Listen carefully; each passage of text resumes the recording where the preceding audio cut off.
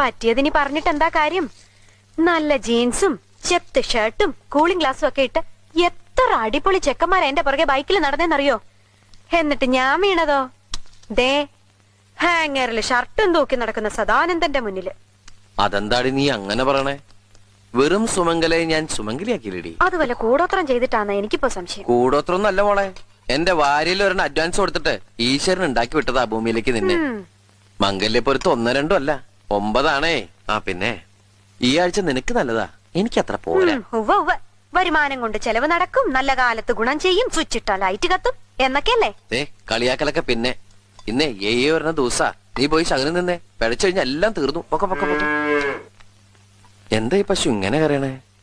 കഴിഞ്ഞ ആഴ്ച ഏലസ് പണിക്കരെ കൊണ്ട് മന്ത്രിച്ച് കെട്ടിച്ചാണല്ലോ. ഈ കരച്ചിലിന് ഏലസ് കെട്ടിയിട്ടൊന്നും കാര്യമില്ല. അതെന്താ?